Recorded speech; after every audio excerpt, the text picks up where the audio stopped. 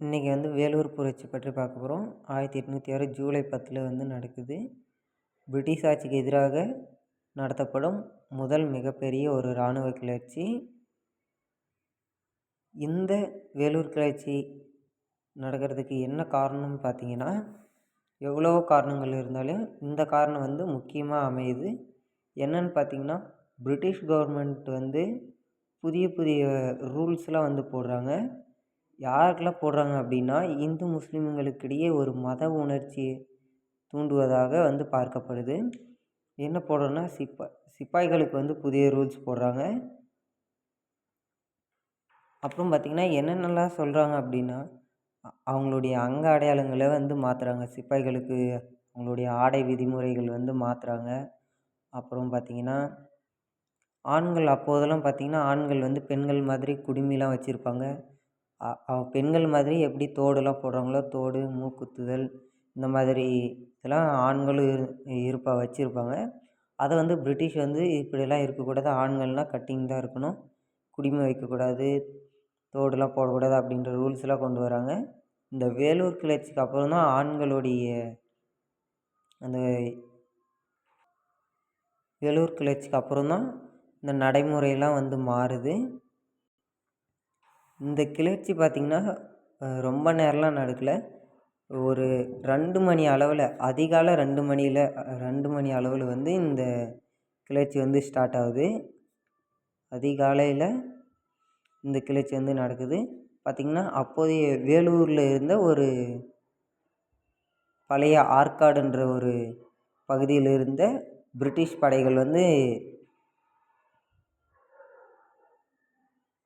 படைகள் வந்து இந்த கிளர்ச்சி வந்து முடக்குறாங்க. இப்போ கிளர்ச்சி தொடங்கப்பட்ட கொஞ்ச நேரங்கள்லேயே பார்த்திங்கன்னா 300க்கும் மேற்பட்ட ஆங்கில அதிகாரிகள் வந்து கொல்லப்படுறாங்க. பிரிட்டிஷ் படைகள் வந்து அதுக்குள்ளே இந்த கிளர்ச்சி வந்து முடக்கிடுது.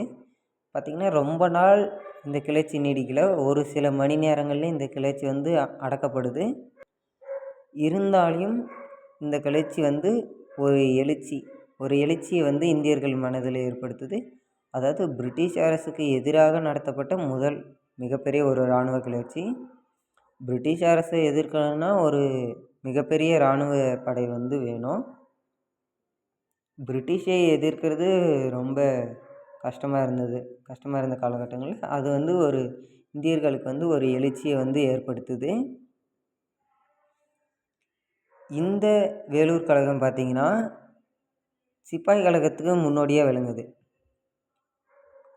சிப்பாய் கழகம் தான் முதல் இராணுவ கிளர்ச்சி அப்படின்னு சொல்லுவாங்க. ஆனால் அது இல்லை. வரலாற்றாளர்களால் சொல்லப்படுவது என்னென்னு பார்த்திங்கன்னா, இந்தியாவுடைய முதல் சுதந்திர போராட்டம் இந்த வேலூர் கிளர்ச்சி வந்து பார்க்கப்படுது. இந்த வேலூர் கிளர்ச்சி பார்த்திங்கன்னா தமிழ்நாட்டில் தான் நடக்குது. வேலூர் மாவட்டத்தில்